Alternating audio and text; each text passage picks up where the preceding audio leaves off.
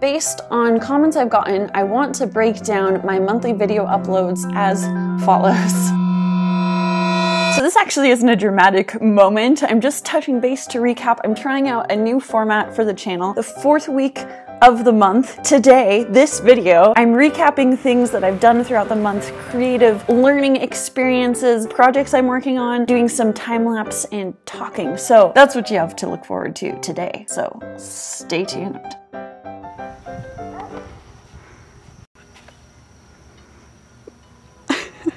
We're starting out this video with a little vlog footage because I went to New York for 10 days this month. Is this dirty?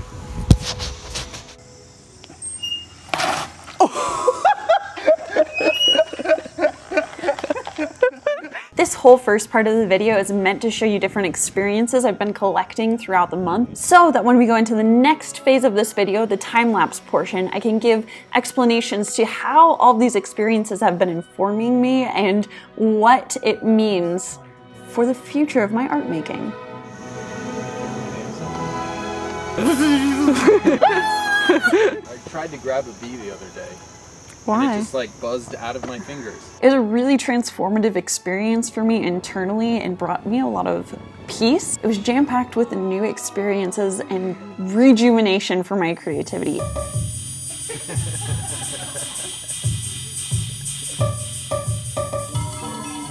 Including a very interesting conversation I had on the plane ride there with Kate Radenbush, who, if you don't know, is an incredible installation artist, and we had an amazing conversation about creativity. I will get into talking about some of those experiences more, but this is some of the things I did.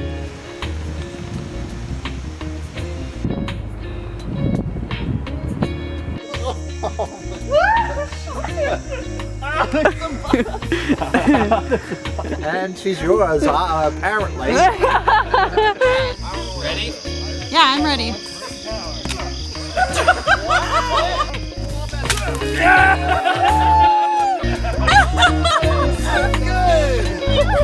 I can't believe that worked.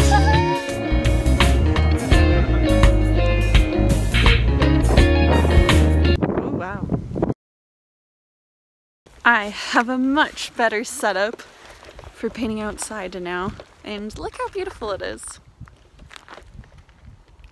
The mountains are all starting to change. Oh, there's a drop off there. The mountains are all starting to change color. There's just tons of wildflowers. I'm excited to paint outside. Also, I feel like this is the right weather to be painting outside, doing fall plein air versus summer. It seems I'm being joined by a group of kids on a field trip catching butterflies or something of the sort. My chance meeting with Kate Radenbush is a great place to start in contextualizing the major art themes and lessons I've been exploring this month. For history, Kate explained to me that she began her art career as a film photographer working for MTV. But as media went digital, she lost her job and was pushed to switch up her format to remain a professional artist. Kate is well known in the Burning Man community for the giant installation pieces she displays there every year. In fact, the organizers at Burning Man really gave rise to her ability to explore and push forward her format by funding her first project there focused on what she and others in the community call radical self-expression. Shout out to Lexi.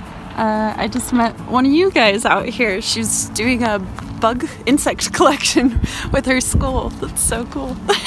From here on out, you'll be watching me work on a number of pieces in my studio, but to pick up where we left off. The idea behind radical self-expression is to use strategic self-reassessment or soul work in order to abandon fear-based decision-making in exchange for authentic and deliberate creation. Honestly, for Kate to switch from the security of a known artistic medium like commercial photography and go on to be a designer orchestrating gigantic building projects with metal fabrication and large-scale construction and material transportation in a relatively new genre medium like 3D installation art, I imagine would take real concerted effort in breaking down fear and preconceived notions about artistic format. If you followed me over the last year, you know that experimentation has been an aim of mine, but Kate's example pushes my concept of how you can open up your creative endeavors to new heights. If she can make the leap she has with her artistic journey, what does that say about any of our abilities to push ourselves to new artistic heights? While for a long time I've been trying to strip out my fears and expand my artistic identity through redefining my measurement of success from making art I always like to making art that challenges my comfort zone, a more recent strategy I've been employing has been to actively seek out and embrace new experiences and learning. Devouring new podcasts, audiobooks, asking a lot of questions, being more friendly with strangers, traveling, saying yes more, seeking out new hobbies, creative expression, and personal blind spots. Every time I do something new, I get to know my interests better and give myself more creative material to draw upon. Openness in my daily life and planned activities, challenging myself to do things I would normally hesitate to do because of social anxiety or prejudgment, is priming my brain for greater acceptance of diversity in my creative work. I still struggle to push my comfort zone artistically, but I can see how intentional mental practices and goal setting has begun to shift my artwork. Because the intention for my 4th video of each month is to recap experiences, research, and development, new philosophies, and projects from the month, I want to talk specifically about things I did in September to develop my art practice. The hope here is to give you practical examples of things you could be doing or ways you could approach developing your own practice too. So, aside from traveling I did in the East Coast and the experiences I sought out there, in September I also began a side project drawing 1-panel comics with 2 illustrative characters I created, which I eventually hope to turn into a small self-published book. I also decided to try a new format for YouTube that I'm doing here, where I break my monthly videos into different categories each week to give myself greater direction, and a 3rd week of video making where I give myself off in order to prioritize artistic development and ensure I'm doing personal work. I applied to and was denied from the first art show I've applied to in over a year.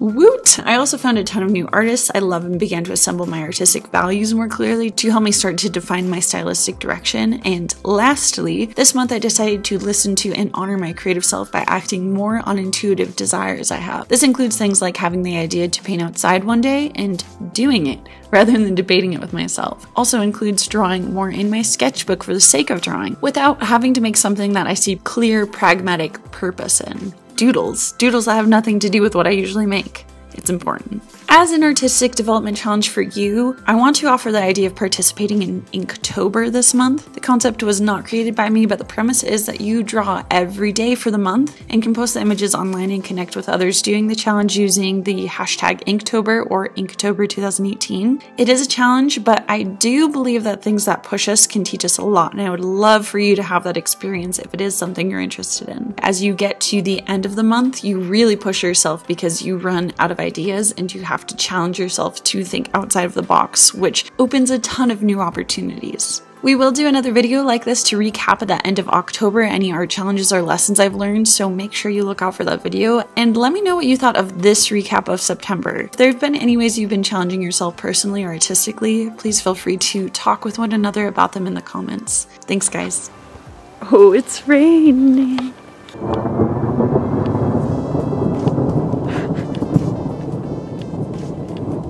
If you have any interest, all the paintings made in this are available on my website, robinsealark.com. Make sure you are subscribed and follow my social media links, which are below. A special shout out to my patrons for the work they did in their monthly challenge. I will see you guys next week. Bye!